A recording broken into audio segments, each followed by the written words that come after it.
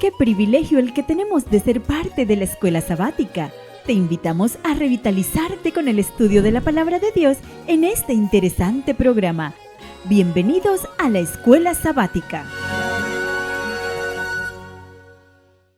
Muy buenos días mis amados hermanos, que Dios les bendiga. Les saludamos desde aquí, desde Nuevo Tiempo, para todos ustedes y para el mundo entero, todas aquellas personas que se toman tiempo para vernos. Les deseamos a cada uno de ustedes la bendición más grande de Dios. Bienvenidos a nuestro programa de esta fecha, hoy 13 de agosto del 2022. Listos para un programa maravilloso de Escuela Sabática. Así que nos gozamos en la presencia de Dios de tenerles a ustedes y que podamos pues llevarles un programa que por favor sea de mucha bendición, que por favor los alimente, que Dios esté en todo momento con nosotros y que el Espíritu Santo nos guíe siempre a la verdad. Mis amados hermanos y amigos, quiero orar para dar inicio a este programa y también orar por cada uno de ustedes. Así que les invito a que me acompañen a orar. Querido Dios y eterno Padre, gracias por estar con nosotros. Bendícenos en este momento que vamos a tener el programa de Escuela Sabática, que el Espíritu Santo sea el que dirija nuestras vidas y que también el Espíritu Santo nos haga entender el mensaje que tú nos envías. Bendiga a los hermanos presentes y que por favor el Espíritu Santo reine en sus vidas y en sus corazones. En el nombre de Jesús. Amén. Somos tus amigos los adventistas del séptimo día y estás escuchando Nuevo Tiempo Honduras, llevando esperanza.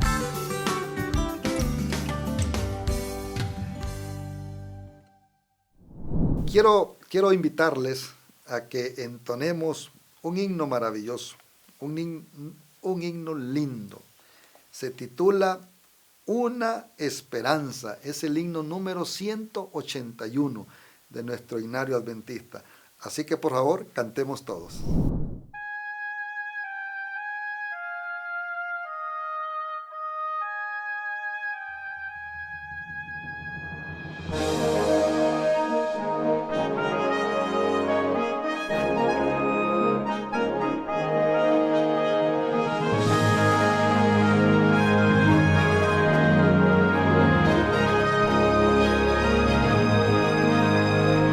Una esperanza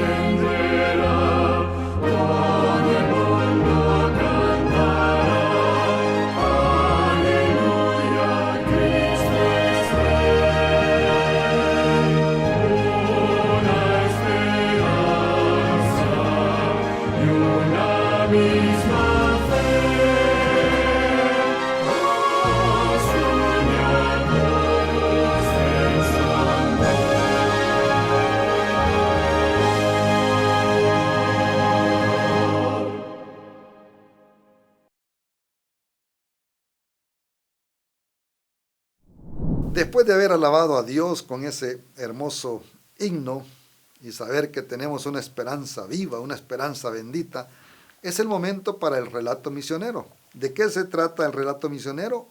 Un núcleo misionero en la Amazonía. Así que vamos a ver de qué se trata este título, qué es lo que nos quiere decir. Pongamos mucha atención, hermanos. En el corazón de la selva amazónica, el amor de Cristo late en una escuela. Les presento al Instituto Adventista Agroindustrial IAI.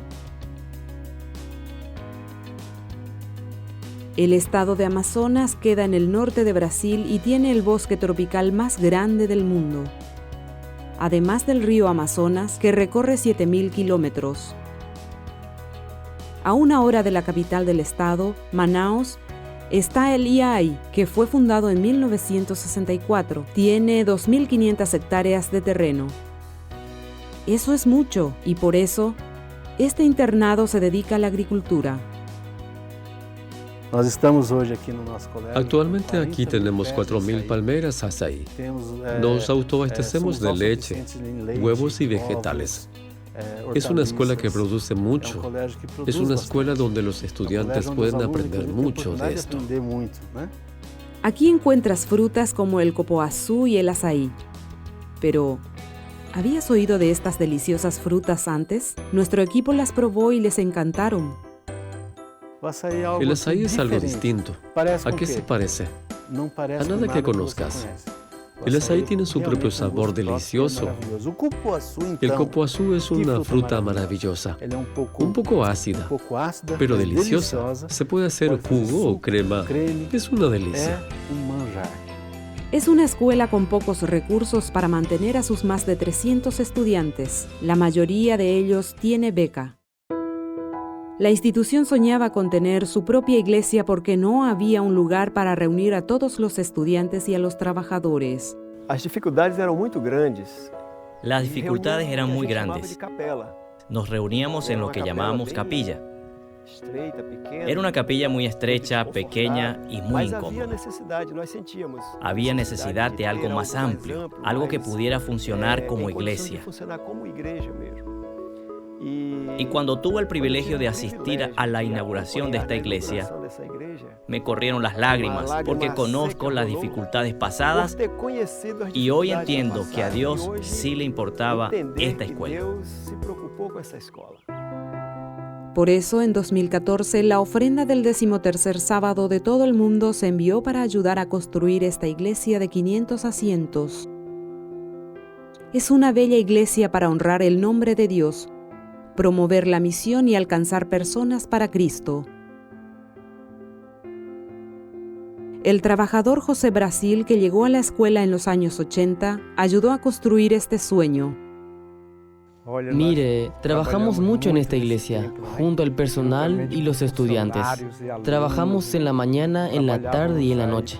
Toda la comunidad se involucró, incluyendo a los estudiantes, para que tuviésemos esta bendición que vemos hoy. Esperamos esta bendición casi 50 años y gracias a Dios que llegó. La inauguración tuvo lugar en octubre de 2016.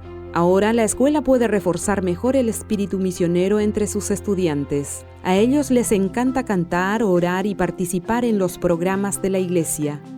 Serán futuros líderes en sus iglesias. Son estudiantes que vienen de diferentes partes, incluyendo comunidades ribereñas del río Amazonas.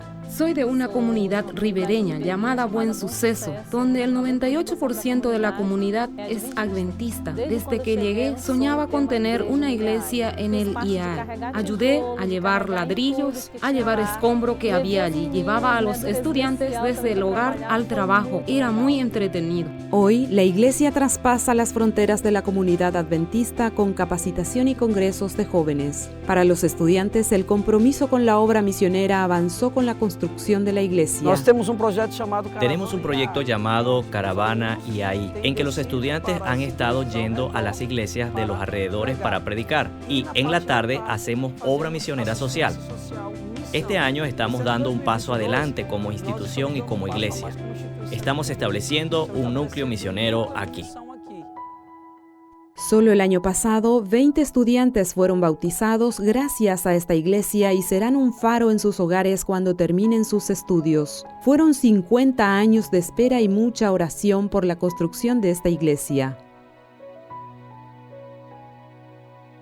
Hermanos y hermanas que con sacrificio dieron sus ofrendas, sepan que para nuestra comunidad, para nuestra familia del IAI, ese dinero fue muy importante.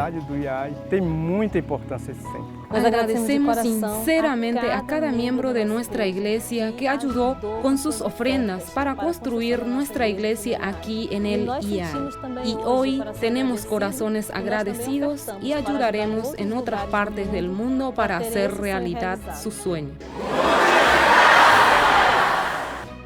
Gracias por ayudar a construir esta y muchas otras iglesias en el mundo. Los frutos están siendo cosechados para Cristo. Bien, después de haber escuchado el relato misionero, ahora viene la parte central de nuestro programa, el repaso de la lección. La lección número 7 se titula Esperanza Indestructible. Está a cargo del pastor Alejandro Bullón, así que pongamos atención para ver qué nos dice el Señor a través de esta lección.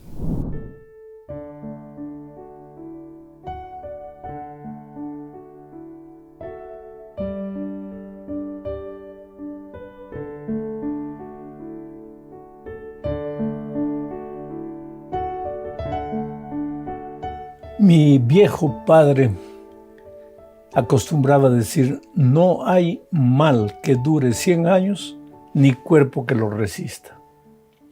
Hola, mi amigo querido, ¿cómo estás?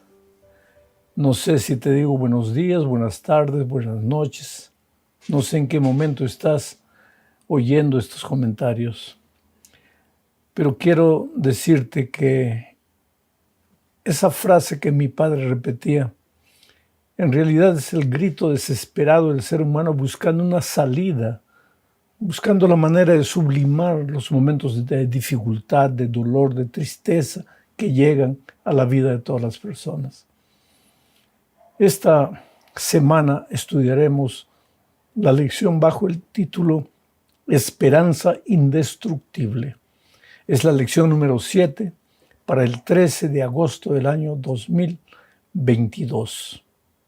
El propósito de la lección de esta semana es mostrarnos que para tener esperanza en los momentos más difíciles de la vida es necesario conocer a Dios. Es necesario tener una experiencia personal con Él. Porque si Dios para ti es un Dios distante, o si lo conoces solamente por nombre, o solo porque vas una vez por semana a la iglesia y nada más, entonces en la hora de la dificultad, cuando los problemas lleguen, pues no vas a tener de dónde agarrarte, porque Dios te va a parecer lejano, distante.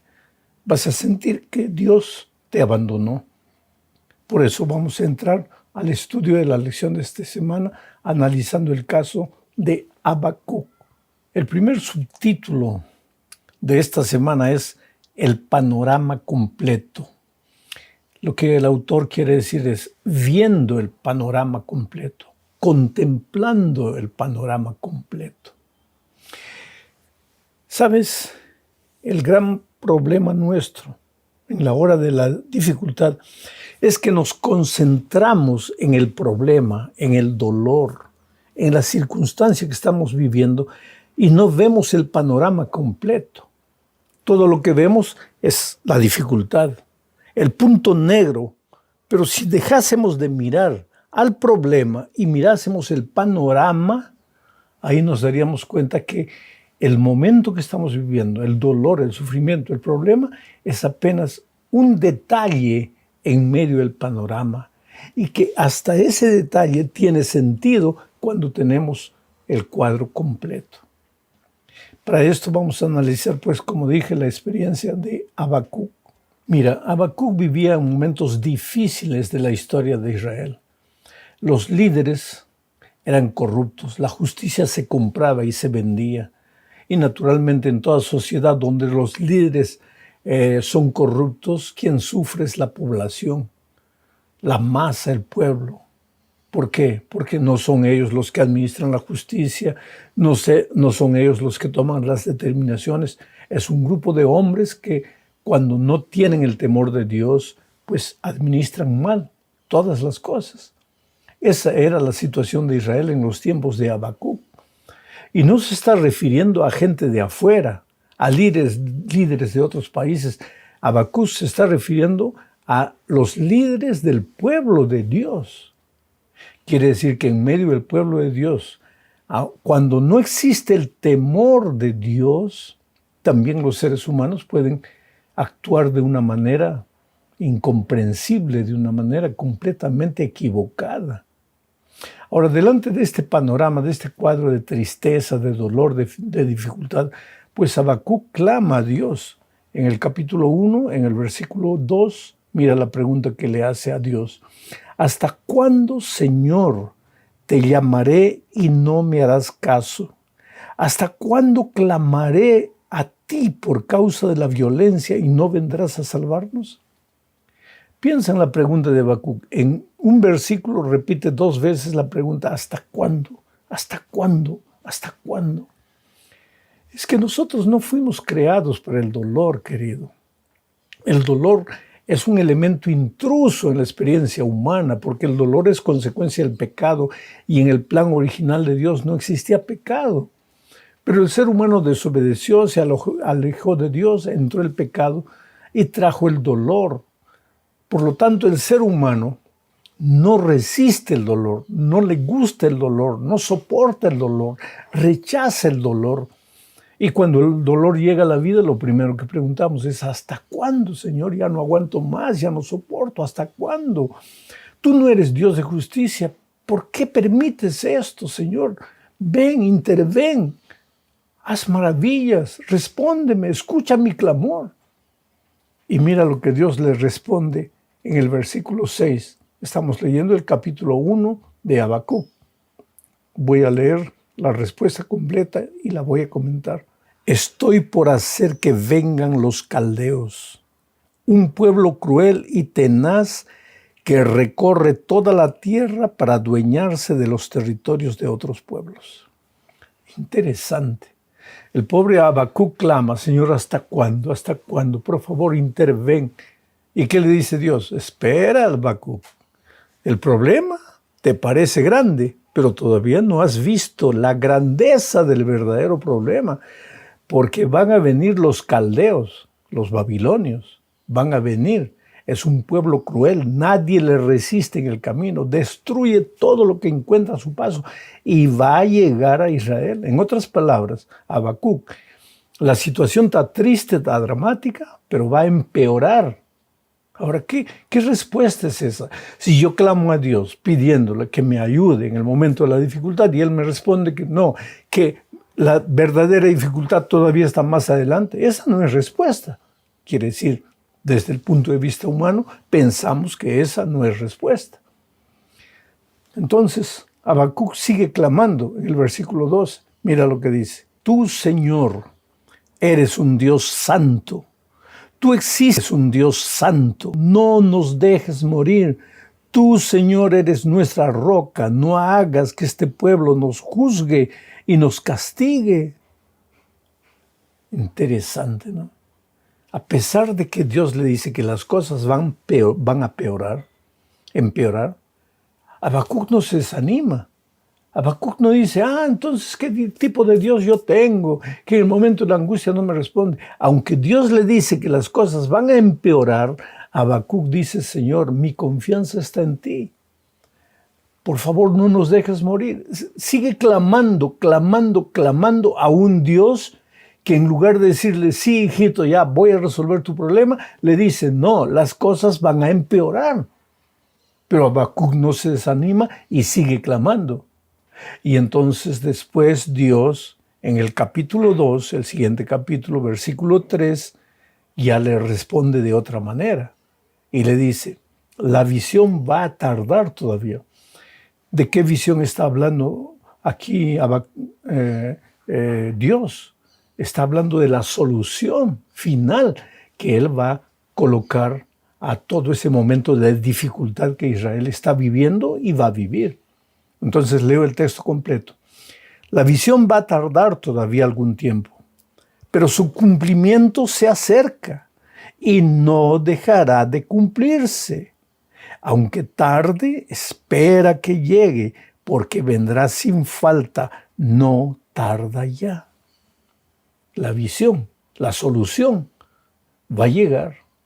Está demorando, pero espera, espera. Esa palabra es clave, querido, en la experiencia cristiana.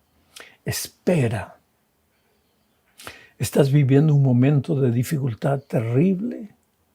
Tal vez la semana pasada no estabas atravesando el valle del dolor, pero esta semana ya lo estás haciendo. O tal vez la próxima semana pasarás por un momento difícil en tu vida. O tal vez ya has pasado el año pasado. Yo no sé. Cada uno de nosotros tiene una experiencia completamente diferente. Pero la palabra clave aquí es espera. Dios no te abandonó. Dios va a intervenir poderosamente, pero la visión de tu solución va a demorar. ¿Y por qué va a demorar, Señor? ¿Por qué no ahora?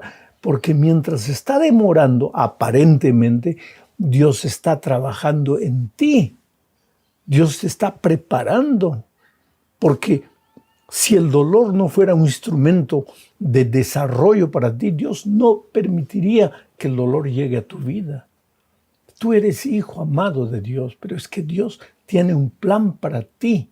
Ahora, tú no vas a entender ese plan si no tienes una experiencia personal de conocimiento con Dios, si no aprendes a conocer a Dios, si no sabes que Él siempre está en el control de la situación, por más difícil que te parezca.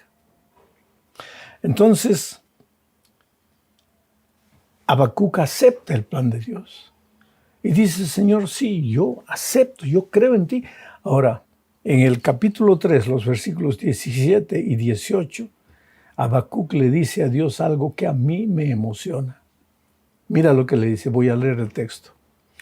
Aunque todavía no florece la higuera, ni hay uvas en los viñedos, ni hay tampoco aceitunas en los olivos, ni los campos han rendido sus cosechas, aunque no hay ovejas en los rediles, ni vacas en los corrales, yo me alegro por ti, Señor, me regocijo en ti, Dios de mi salvación. ¡Qué oración extraordinaria!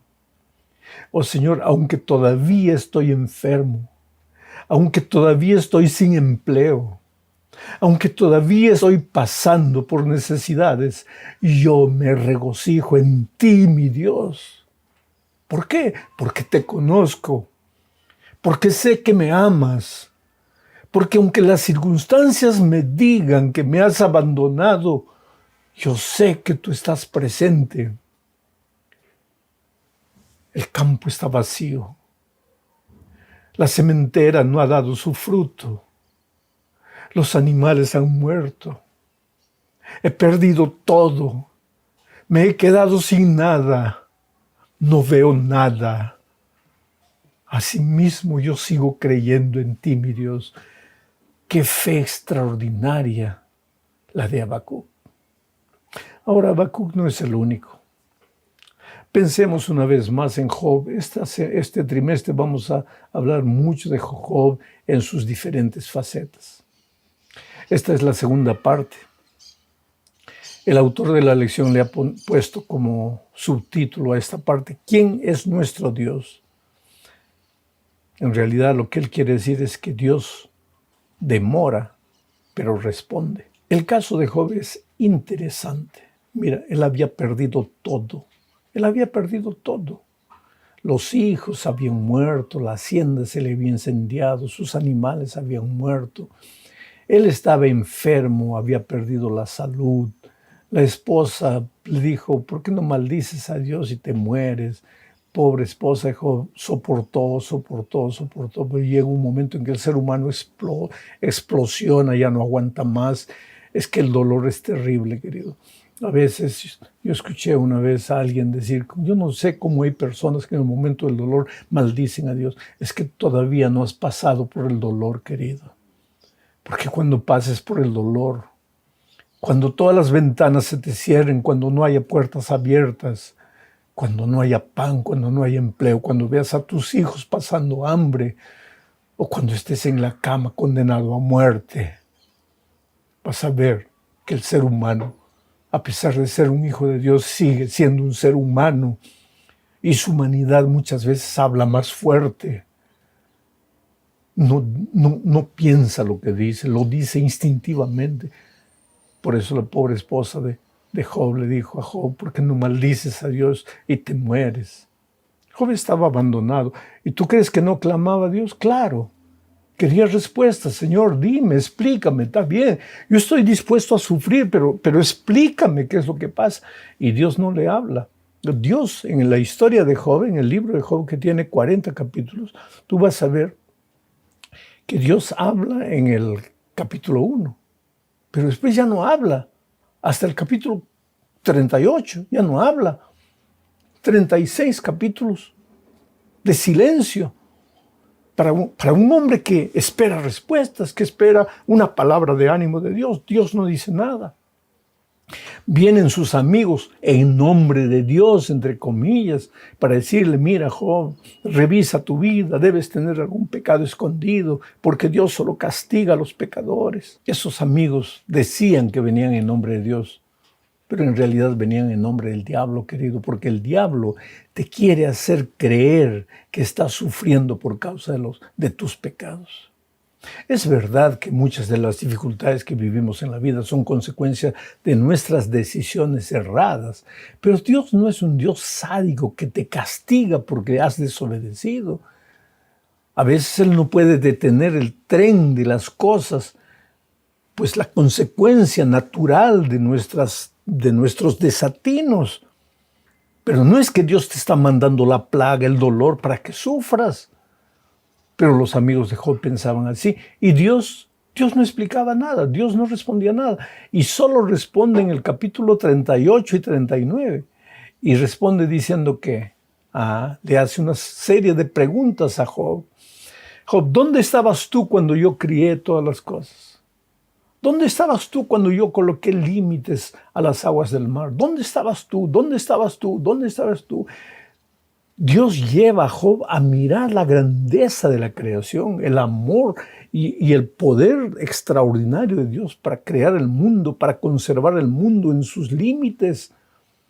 Y después en el capítulo 40, en los versículos 1 al 4, mira lo que dice, voy a leer el texto. El Señor también le dijo a Job, ¿te pareció sabio discutir con el Todopoderoso? El que discute con Dios tiene que responderle.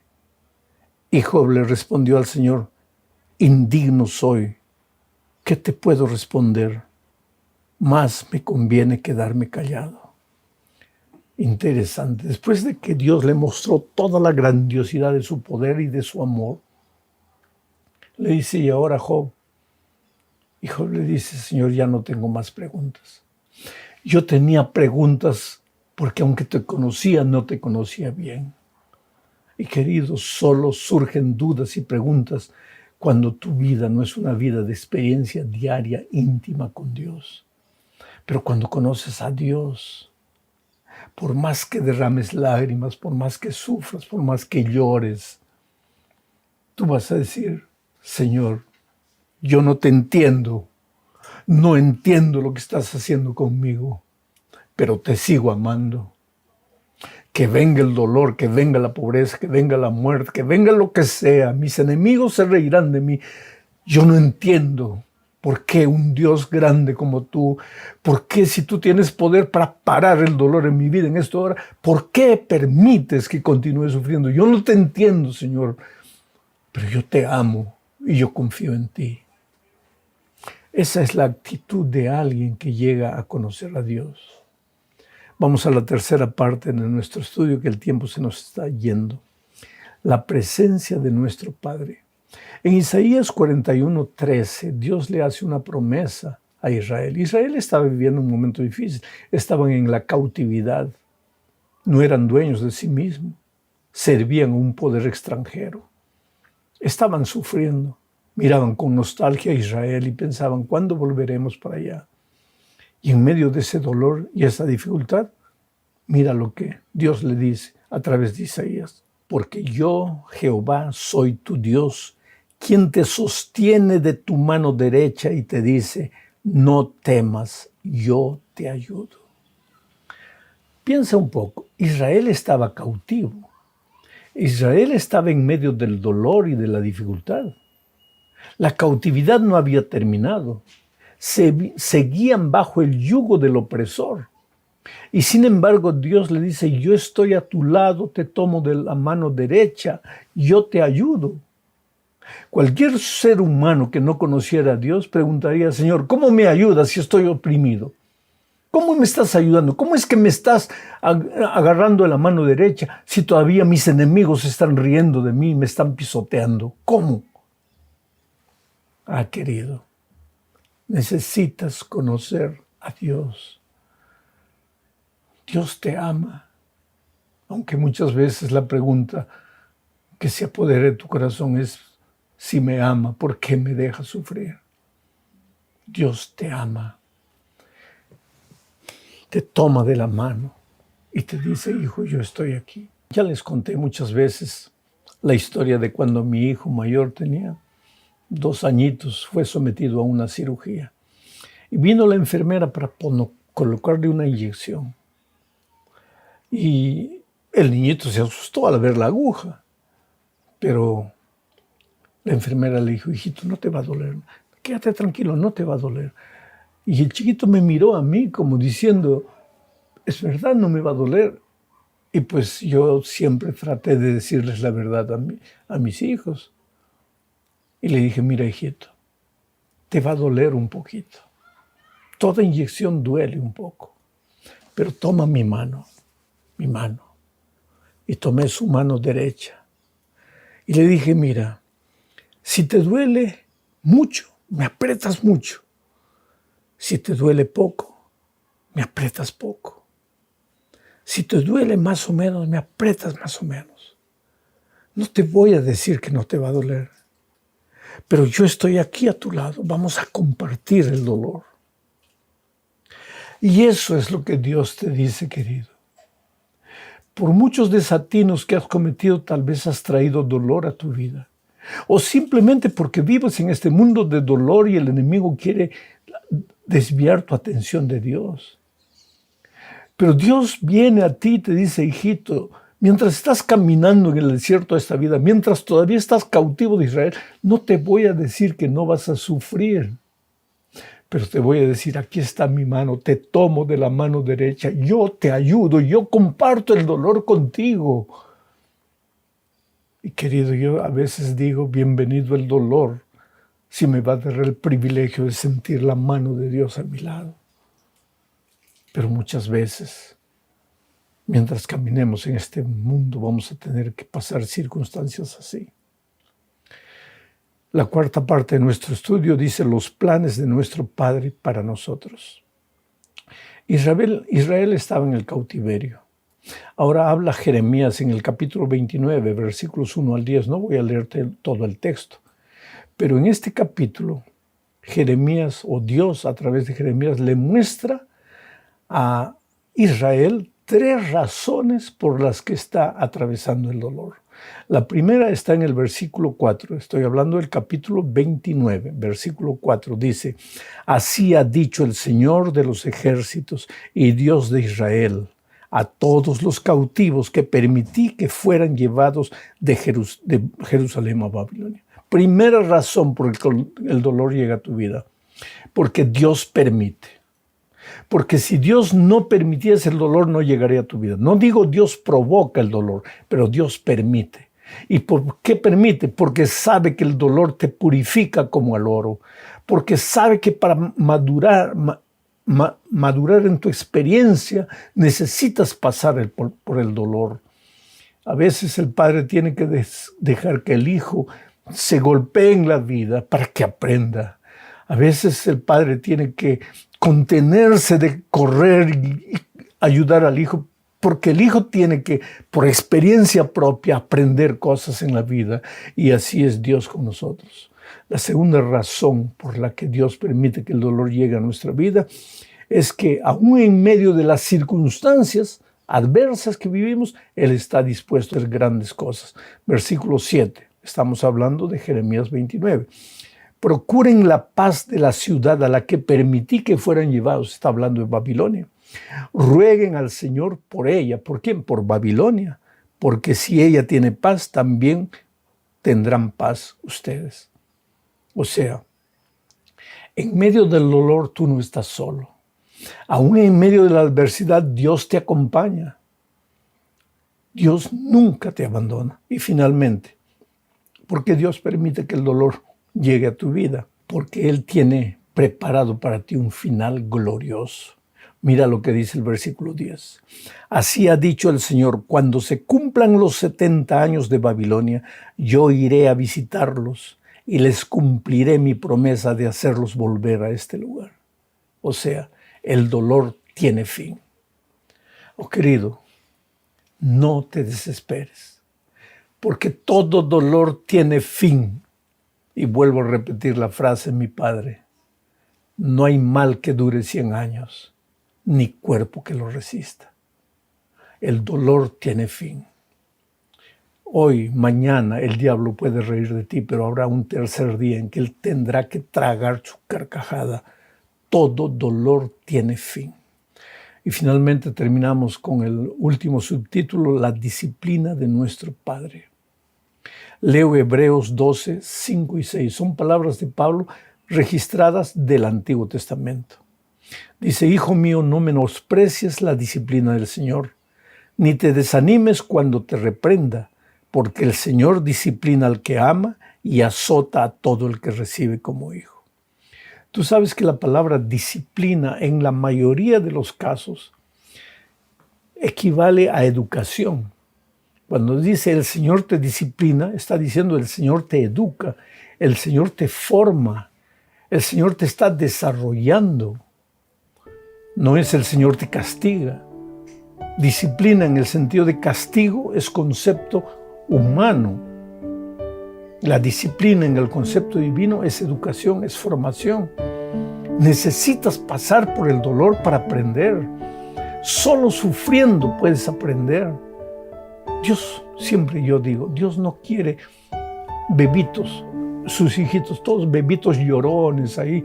Al primer lloro le coloca el chupón para que no llore. No, Dios quiere que esos bebitos crezcan y sean hijos adultos, que caminen con sus propias piernas, que eviten los caminos de dolor porque han aprendido a lo largo de la vida con el propio dolor, que tienen que evitar los caminos del mal porque eso solo los hace sufrir.